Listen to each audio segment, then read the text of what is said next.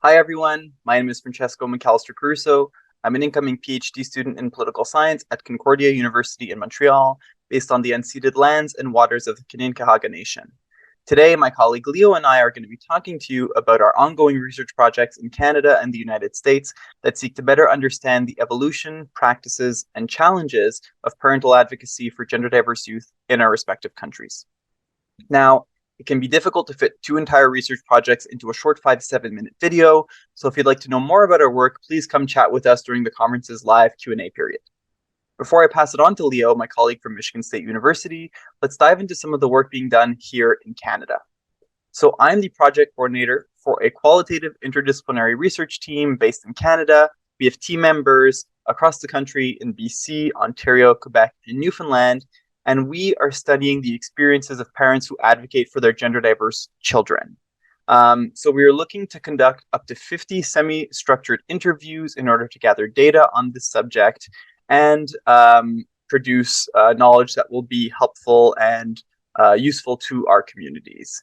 Now, we're in the very early stages of data collection, so we don't have any final results to share with you just yet, but we're eager to share some of the lessons that we have learned along the way. So the research question that we're seeking to answer through this study is, in what ways do parents of gender diverse youth advocate for their children, and how has their advocacy shaped their own understanding of their gender or their identity more broadly? So to answer this question, we've taken a theoretical approach that's based in 5 guiding principles. The first one being trans joy. So we wanted to build a study that is trans affirmative and that avoids a deficit-based view of transness, as can often be the case in research on trans youth.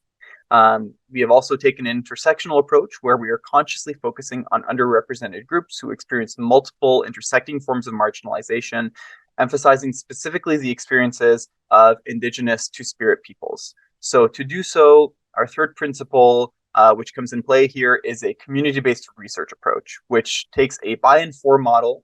So we've partnered with an organization called the Wabanaki Two-Spirit Alliance, based in the Maritimes, in order to recruit and interview Indigenous participants, parents of Indigenous youth in that region. And our agreement that we've drafted with them is actually based on and rooted in OCAP principles to ensure that Indigenous communities have full control over the information that we provide and the knowledge that we generate together. Our fourth guiding principle is that our research is participant-led. So we really want to allow participants to review and vet their answers to ensure that they're comfortable with them throughout the whole process. And finally, we are a trauma-informed team. So although we are avoiding a deficit-based view of transness, we understand that some conversations around advocacy for gender diverse youth can be triggering or can bring up tough emotions. So we want to ensure that we provide adequate support and resources necessary for those who may need them throughout the interview process.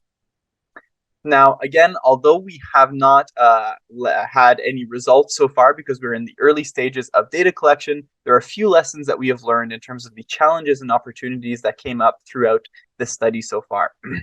In terms of challenges, the main one that we have encountered has been logistically related. So coordinating a research team that is spread out across Canada in time zones ranging from BC to Newfoundland, it can be challenging to, for example, find time to meet or to figure out the best procedures in order to discuss the different steps of our research design.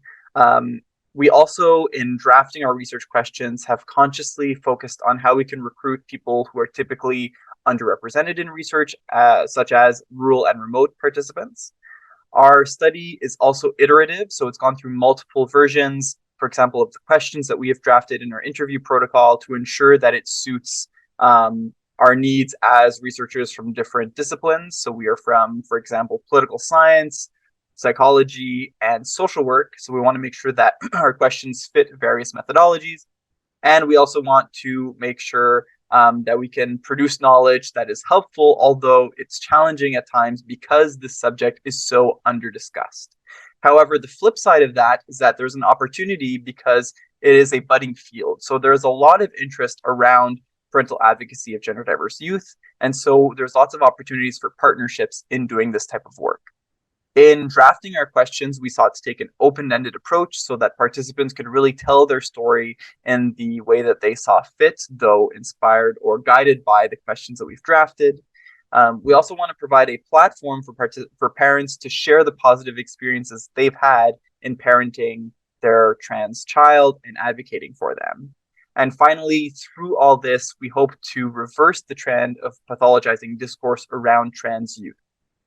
So the next step in our research process will be to proceed with our interviews, like I said, of up to 50 participants, and then transcribe those interviews and share the transcripts with participants so that they can vet them, followed by analysis and then community vetting of our analysis and those transcripts, specifically in terms of our Indigenous partners with the Wabanaki Two-Spirit Alliance, again, based on those OCAP principles.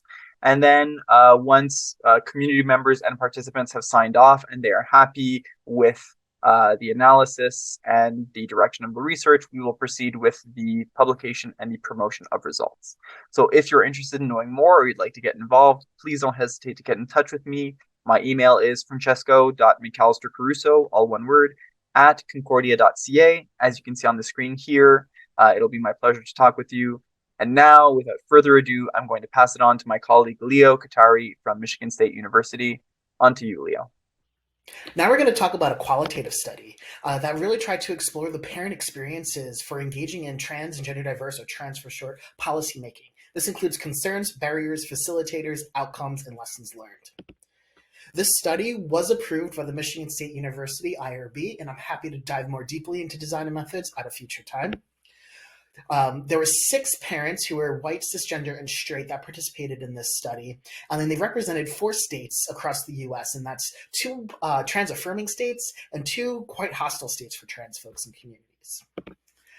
5 initial themes were found in this study, and so those themes were allyship, privacy and safety, support networks, social movement organization support, and advocacy leads to political efficacy. Now, I can't dive deep into those themes, so I'm going to go through some key takeaways from those themes. And number 1 is to know that parents are motivated by feeling a personal responsibility and the need to show up, not just for their kid, but for all trans kids. Parents also usually have a start in advocacy at more informal, small-scale levels, like with family members, schools, and medical systems, and that those experiences help build the tools and political efficacy or confidence to engage in the policy arena. Another big piece of this was considering risk and the decision-making process for parents. And so a lot of parents really considered the safety and privacy of their children and the family unit in terms of emotional and physical safety. They also wanted to make sure that their minor child wasn't making a decision that would impact them later in adulthood. And so all the parents actively solicited consent from their trans child before doing anything that would put their kid's trans identity in public record. Additionally, having a strong support network was so crucial for these parents because many of them lost their family of origin because they were affirming parents. And so being connected to other parents of trans kids was really important to connect them to the resources to get involved. And that also included social movement organizations or advocacy organizations that really help parents plan and prep for engaging in policymaking. And then lastly, what I'll pull out is that many of the parents noted that they have this privilege that allows them to show up during the day to legislative hearings, and that not all parents have that access and that flexibility in their daily lives. And the last piece is that even when the hearings didn't have the desired outcomes, parents were motivated to continue to take action.